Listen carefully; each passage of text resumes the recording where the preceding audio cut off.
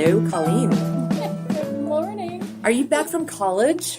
I'm back from a college tour.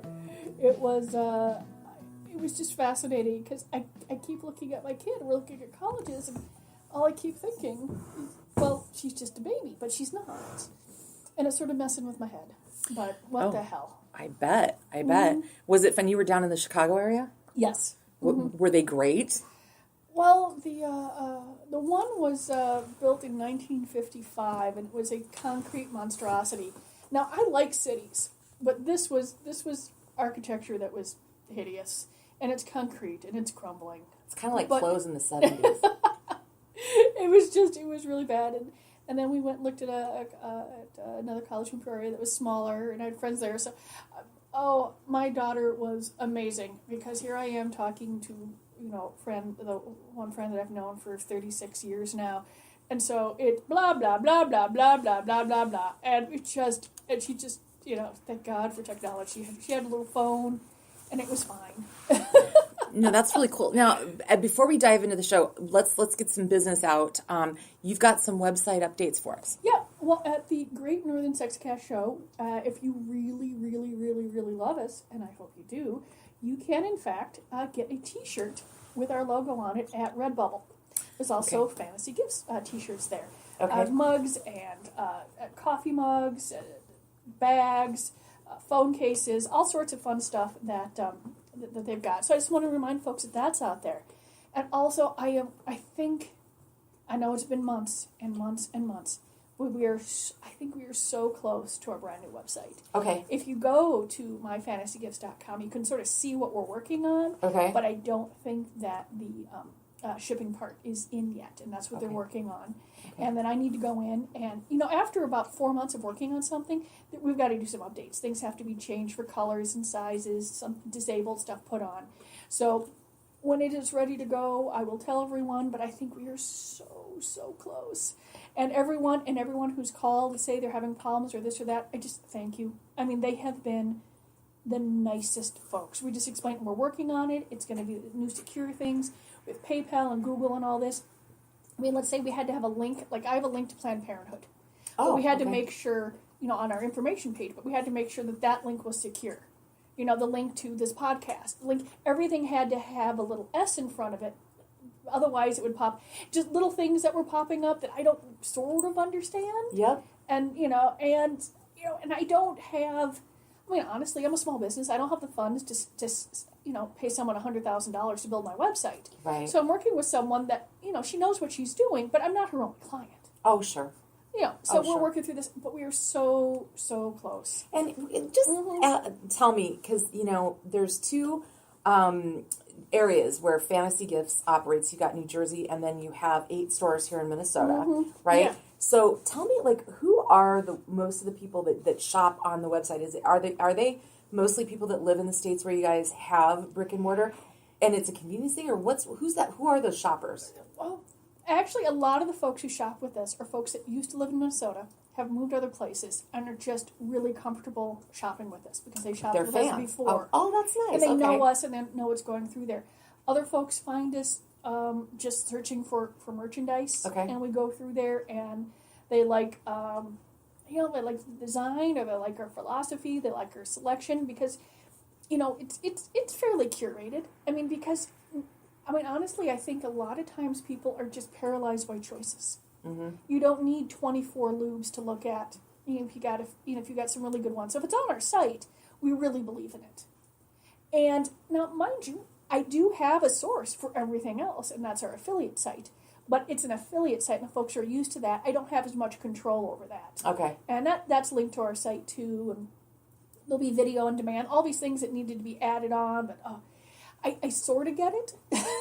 Yeah. And it's like, but I think we are so close. I'm waiting for an email today saying that I can go in and disable all the stuff that we've discontinued in the past, 4 months, and then hopefully, and then when Sarah and Tara get back, they're at a show in Vermont right now looking at stuff. Vermont, of all places. Well, yeah, they just our one distributor picks different places. It's fall, mountains, fall colors. Okay, it's going through there. It's a whole lodge thing. Oh, okay. And so they're out there looking at stuff, learning things. and they'll bring that knowledge back, and I'm sure Tara will find some things that, will go either for the whole store or the personalities for individual stores. Okay. Because like I said, she's spent a lot of time, we're like, if it's not, even if we think a product's good, but it doesn't sell, I can't make someone buy it. I have a totally weird diversion here. Okay. And not to expose Tara too much, but does she have a significant other? Oh, yeah. Mm-hmm. Okay. I just am imagining her on the dating scene, and when suitors of whatever type she's into would say, so what do you do? Well, I'm a buyer for sex toy chain. I mean, I want to hear how that plays. Yeah. Well, it was really fun. Our DVD buyer, actually, to switch over a little bit, just got married. And I was at his wedding, and his uncle gave a little speech and talking about his and then he finally found his given as a porn buyer. And, it made everybody get because he's been working for us for a long time and going through there. And it is interesting, and I'm sure it was more of an issue, let's say, even 20 years ago. But we are, we're ramping up to 40 years of being in business. And, I mean, I'm at a doctor's office the other day, and someone asked, what do you do? And I said, my family owns Fantasy Gifts. And then someone goes, oh, great. And then we move on. Yeah. It's not a, what's that anymore? It's just oh, okay. It's becoming, I still occasionally get the, hey, what's that? And then I say it, and they go, oh. And they move on. I, very rarely get, that, oh, my God, look anymore. Oh, yeah. I usually get the, well, that's not an answer I was, waiting for. Yeah. Expecting, which is a lot more fun. No, speaking of this being a family business, so we're now, because we're self-producing, we are now at the Fantasy Gifts headquarters, actually. Mm-hmm. It's really fun. I love recording here. And the seats are definitely more comfy. Oh, God, mm-hmm. absolutely. And the studio dog loves it. He gets on and off the couch with you, whatever. Mm-hmm. But I come in hot every week, and I had to go to the bathroom, so I go running down there, and of course, Fred, the studio dog, follows Mama to the bathroom. He goes in, and one stall was already occupied. Mm-hmm. So I go in, and he starts going, I'm like, oh, no, Fred, don't be a voyeur. No, well, it was your mother on the other side. And she's such a sweetheart. And I'm like, I'm so sorry. And he's peeking, under the stall looking at her. And she's like, well, hello. Like, whatever. Oh, yeah. And so we had just a lovely chat and, all of that in the bathroom. But Fred was quite intrigued with her. We have a tenant in the back, and they have it's a little tiny gray dog with the sort of the curly tail, and it's really, and one point when the sun shines, since the back door, the hallway faces directly south, I can't really see, except it's like a shadow, and I don't have my glasses on, and there's this thing coming down the hallway, and it's tiny, and I'm like, is it a raccoon? Is there a squirrel? Oh. Is there, what is, and then I'm like, oh, it's tiny little dog, and then it's like ninja dog, because, and then my mom looks down at it, it's just like this tiny little gray dog looking at her. She's like, well, someone brought in a dog. I mean, I am honest enough to know that I love dogs. I'm perfectly fine with them. They can come sit on my lap. I don't care. All those fun things. But I'm not a good dog owner. Okay. I am not, my schedule, the stuff, it would not be right. It would not be fair to the dog. And it's on me, not on the animals. Oh, yeah. Mm-hmm. But I love, I'm like, what? Bring your pets in. I don't care. Oh, Fred the studio dog just loves it. He's over there grooming himself. So, Colleen, I may have missed my calling in life. Okay. So what did you find for the Sex Cast show today? Jessica Gould. Mm-hmm. She makes €4,200 a month, so that's 6 or 7 USD. Mm-hmm. Yeah. Okay. Posting pictures of her feet, and she calls herself a fetish model. Yeah. Hello, I have good feet. I could do this. I think I have pretty good feet too. Yeah, I have good feet and high arch and all that good stuff and stuff. So my feet could be supermodels. I could never make it to the runway, but my feet could. I think about the things that folks make money on, the feet, or the folks that in Colorado that got into the ground floor of the pod, or all these sort of things, and I'm like, what was I not thinking? yeah. 4,200 euros for, I'm assuming, like different pictures in shoes or stockings, or if she whatever whim hits her that day to take a photo of her feet. Yep. And she goes. But how does she make them? Do people pay? There's a subscription aspect to it. Now, mind you, she's got over 10,000 Instagram followers. And she goes by Miss Scarlet Vixen. And Vixen is, Scarlet is spelled with 2 T's, Vixen with 2 X's. So that's how you find her, Miss Scarlet Vixen. And she was interviewed by Cosmo. Mm-hmm. So, and one of the hashtags she uses is hashtag Findom, which means financial domination. And men with this fetish like to be submissive to women and surrender their finances to them. So, they get aroused by transferring money. Maybe I need to start using this hashtag. What am I? Oh, that's right. I have scruples. Damn. Oh, God. No, I mean, to each their own, that's fine, but it wouldn't work for me. Yeah. Because that is, everything about that is consent again. Oh, yeah. But I'm like, oh, jeez. So here's I like shoes. I'm going in there. It's like, okay. Once again, here we go. Mm-hmm. Did you ever see the Sex and the City episode where Scarlett? Oh, Charlotte. The shoes and was getting them back.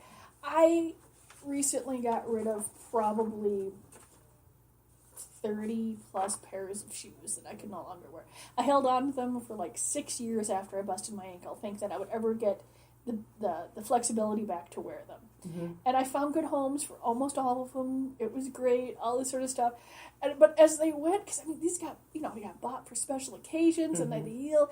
And I'm looking at it, I was like, oh, and they were like Stuart Weitzmans and some different things. And I'm like, oh, they're going bye-bye. So there was no way I was just tossing them. But I mean, a little piece of my heart. I don't wear any makeup. I've cut my hair short. I mean, I don't do a lot of girly things, but I love my nails being done, and I really like shoes. Oh, shoes! So that's where there. Mm-hmm. Yeah, no, I feel you. Mm-hmm. Yeah, that's a sad day. Mm-hmm. Me and my shoe collection are pretty tight. So there's a story. We'll post the link. It's pretty long, so I'm not going to go through the whole thing. But this is really rather disgusting, and it, in my opinion, sets women back 1.5 million years, not to mention one particular profession, which is flight attendants. So this is a woman who refers to herself as a stewardess or an air hostess, none of these terms which are generally acceptable in the U.S. anymore. But this is a British airline, and she's like, we turn tricks, we do all this kind of stuff. And that it's very, very common to do hookups with first-class passengers.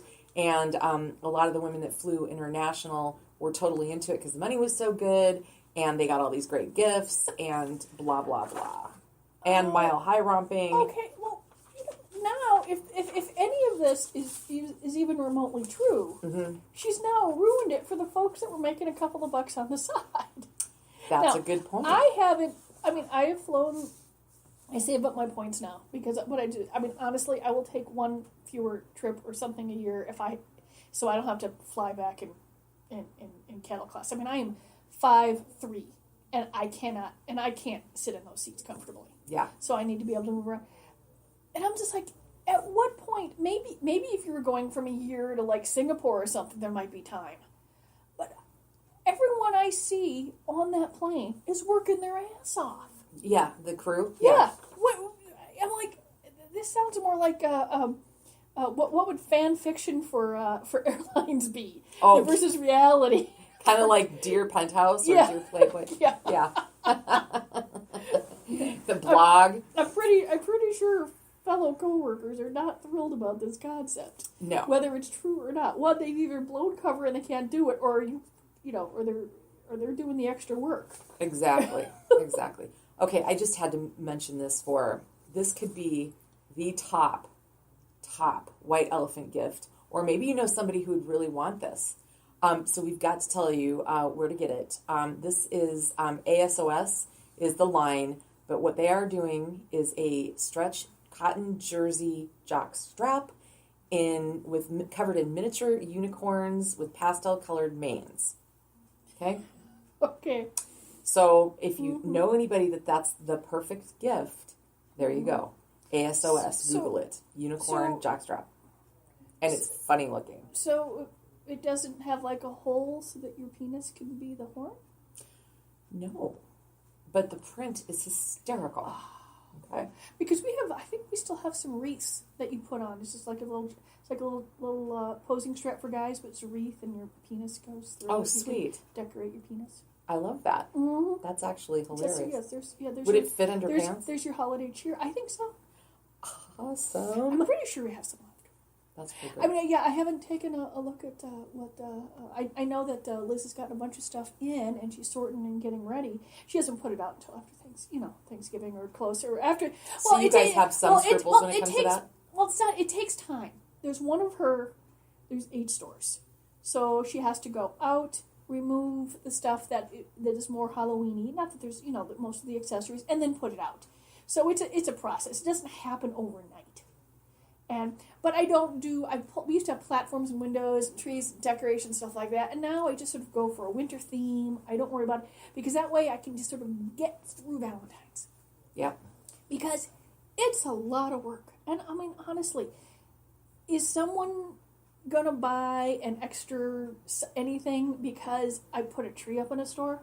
I mean, maybe it's like I said, maybe when I was younger. Well, and I would go out and do this stuff, but I don't want to break people with extra stuff now. Okay, so I was in Costco end of August, and they had a decorated tree up.